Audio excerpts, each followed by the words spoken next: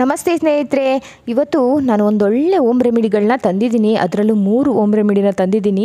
ನಮಗೆ ಇತ್ತೀಚೆಗೆ ಎಲ್ಲರಲ್ಲೂ ಕಾಡ್ತಾ ಇರೋಂಥ ಒಂದು ಸಮಸ್ಯೆ ಅಂದರೆ ಕೈಕಾಲು ನೋವು ಅಥವಾ ಮಂಡಿ ನೋವು ಇರ್ಬೋದು, ಕೀಲುಗಳಲ್ಲಿ ನೋವು ಇರ್ಬೋದು, ಅಥವಾ ಗ್ರೀಸ್ನ ಕೊರತೆ ಇರ್ಬೋದು. ಆವಾಗೆಲ್ಲ ಸಾಮಾನ್ಯವಾಗಿ ಒಂದು 55-60 ವರ್ಷಕ್ಕೆ ಈ ಸಮಸ್ಯೆ ಕಂಡು ಬರ್ತಾಯಿತ್ತು. ಇವಾಗಂತೂ 30 ವರ್ಷ ದಾಟ್ತಿದ್ದಂಗೆ ಎಲ್ಲರಲ್ಲೂ ಇದು ಸಯಾಟಿಕಾ ಪೇನು, ಅದು ತುಂಬ ಹಲವಾರು ಥರದ ಪೇನ್ಗಳನ್ನ ನಾವು ಇತ್ತೀಚಿನ ದಿನಗಳಲ್ಲಿ ಕಾಣ್ತಾ ಇದ್ದೀವಿ. ಅದಕ್ಕೆ ಮುಖ್ಯವಾಗಿ ಕಾರಣ ಏನು ಅಂತಲೂ ನಿಮಗೆ ತಿಳಿಸ್ತೀನಿ. ನಾವೆಲ್ಲರೂ ಏನು ಮಾಡ್ತೀವಿ, ಒಂದು ತಪ್ಪನ ಅಂದರೆ ನಿಂತ್ಕೊಂಡು ನೀರು ಕುಡಿಯೋದಾಗಿರ್ಬೋದು, ಅಥವಾ ಫಾಸ್ಟ್ ಫುಡ್ಗೆ ನಾವೆಲ್ಲರೂ ಮೊರೆ ಹೋಗಿರೋದಿರ್ಬೋದು.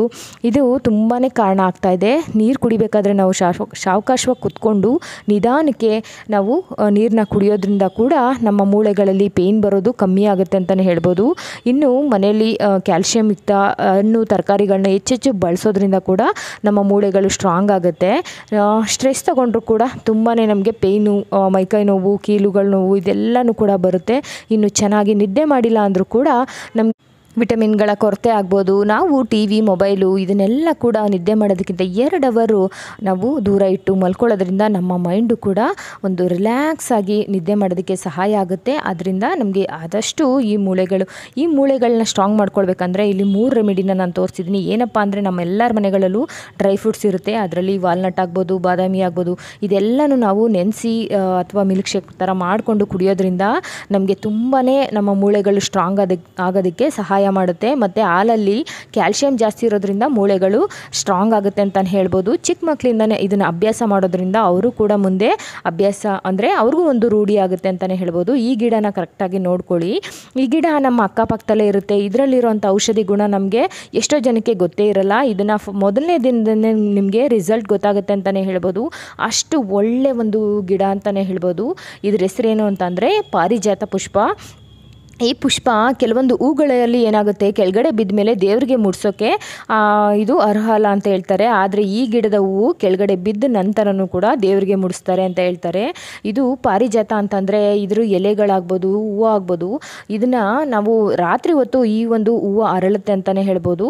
ಇದ್ರ ಪಕ್ಕದಲ್ಲಿ ಕುತ್ಕೊಂಡು ಏನಾದರೂ ಮೆಡಿಟೇಷನ್ ನೀವು ಮಾಡಿದ್ರಿ ಅಂದರೆ ಎಷ್ಟು ರಿಲ್ಯಾಕ್ಸ್ ಆಗುತ್ತೆ ಅಂತ. ಒಂದ್ಸಲಿ ಮಲ್ಲಿಗೆ ಹೂಗಿನ್ನ ಸುವಾಸನೆ ಭರಿತವಾಗಿದೆ ಈ ಒಂದು ಗಿಡ. ಈ ಗಿಡದ್ದು ಎಲೆ ಬಂದು ಆಯುರ್ವೇದಿಕ್ ಅಂಗಡಿಗಳಲ್ಲಿ ರಸ ಸಿಗುತ್ತೆ. ಆದರೆ ಅದಕ್ಕಿಂತ ಪ್ಯೂರಾಗಿ ನಾವೇನೇ ಇದನ್ನು ಮನೇಲಿ ಮಾಡಿಕೊಂಡು ಕುಡಿಯೋದ್ರಿಂದ ನಿಮಗೆ ಮೊದಲನೇ ದಿನದಿಂದನೇ ನಿಮಗೆ ರಿಸಲ್ಟ್ ಗೊತ್ತಾಗುತ್ತೆ. ನೋಡಿ, ಈ ಥರ ಬರುತ್ತೆ ಇದರ ಒಂದು ಹೂವು. ಈ ಗಿಡ ನೋಡಿ, ಇದನ್ನು ಪಾಟಲ್ಲೆಲ್ಲ ನಾವು ಬೆಳೆಸೋದಕ್ಕಾಗಲ್ಲ. ಯಾಕೆಂದರೆ ಅದು ಬೆಳೀತಾ ಒಂಥರ ಮರದ ಥರ ಇದು ಬೆಳ್ಕೊಂಡು ಹೋಗುತ್ತೆ ಅಂತಲೇ ಹೇಳ್ಬೋದು.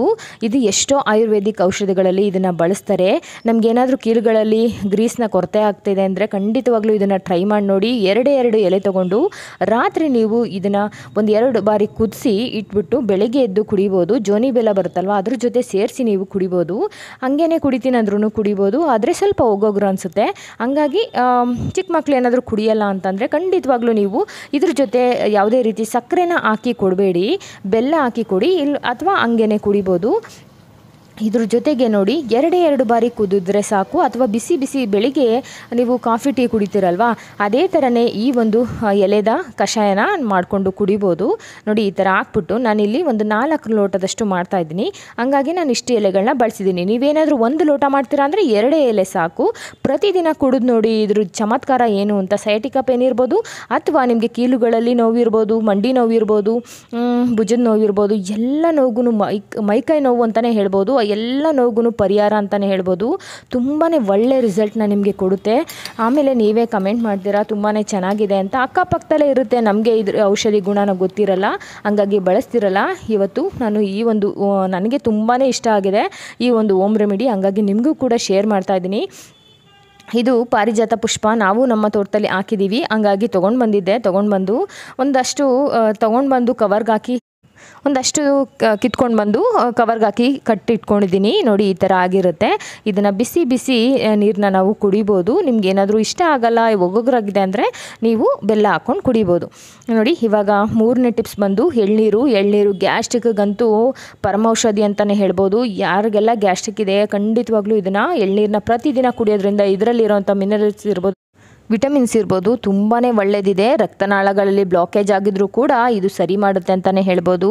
ಇನ್ನು ಇದು ಕೀಲು ನೋವು ಇರ್ಬೋದು, ವಾತಾಪಿತ್ತದಿಂದ ನಿಮ್ಗೇನಾದರೂ ಪೇನ್ ಬರ್ತಾಯಿದೆ, ಮೈಕೈ ನೋವು ಬರ್ತಾಯಿದೆ ಅಂದರೂ ಕೂಡ ಕಮ್ಮಿ ಮಾಡುತ್ತೆ. ಗ್ಯಾಸ್ಟ್ರಿಕ್ನ ಕಮ್ಮಿ ಮಾಡುತ್ತೆ. ಇದಂತೂ ಯಾವುದೇ ರೀತಿ ಕೆಮಿಕಲ್ನ ಇದಕ್ಕೆ ಸ್ಪ್ರೇ ಮಾಡೋಕ್ಕೆ ಸಾಧ್ಯನೇ ಇಲ್ಲ ಅಲ್ವಾ ಸ್ನೇಹಿತರೆ. ಖಂಡಿತವಾಗ್ಲೂ ಇನ್ಮೇಲೆ ಇದನ್ನು ಟ್ರೈ ಮಾಡಿ ನೋಡಿ. 3 ಔಷಧಿಗಳನ್ನ ನಾನಿವತ್ತು ಹೋಮ್ ರೆಮಿಡಿನ ತೋರಿಸಿದ್ದೀನಿ. ತುಂಬಾ ಚೆನ್ನಾಗಿದೆ. ಮತ್ತು ಯಾರ ಸಹಾಯ ಇಲ್ಲದೇ ಇದನ್ನು ನಾವು ಯಾವುದೇ ಸರ್ಜರಿ ಇಲ್ಲದೇ ನಮ್ಮ ಮಂಡಿಗಳಲ್ಲಿ ಕಟ್ ಅಂತ ಸೌಂಡ್ ಬರುತ್ತಲ್ವ, ಗ್ರೀಸ್ನ ಕೂಡ ನಾವು ಹೆಚ್ಚಿಸ್ಕೊಳ್ಬೋದು. ಈ ಒಂದು ಪೇಯ್ನಿಂದ ಕೂಡ ಮುಕ್ತಿನ ಹೊಂದ್ಬೋದು ಅಂತ ಹೇಳ್ತೀನಿ. ಇವತ್ತಿನ ವಿಡಿಯೋ ಇಷ್ಟೇ ಸ್ನೇಹಿತರೆ. ನಿಮ್ಗೆ ಏನು ಅನ್ನಿಸ್ತು ಅಂತ ತಿಳಿಸೋದನ್ನು ಮರಿಬೇಡಿ. ಹೊಸಬ್ರಾಗಿದ್ದರೆ ಚಾನಲ್ನ ಸಬ್ಸ್ಕ್ರೈಬ್ ಆಗಿ. ಈ 3 ರೆಮಿಡಿಗಳನ್ನ ಖಂಡಿತವಾಗ್ಲೂ ಬಳಸಿ. ತುಂಬಾ ಒಳ್ಳೆ ರಿಸಲ್ಟ್ ಕೊಡುತ್ತೆ. ಪ್ರತಿದಿನ ಖಾಲಿ ಹೊಟ್ಟೆಯಲ್ಲಿ ಎಳ್ನೀರನ್ನ ಕುಡಿಯೋದ್ರಿಂದ ನಮಗೆ ತುಂಬಾ ಆರೋಗ್ಯಕರ ಬೆನಿಫಿಟ್ ಇದೆ.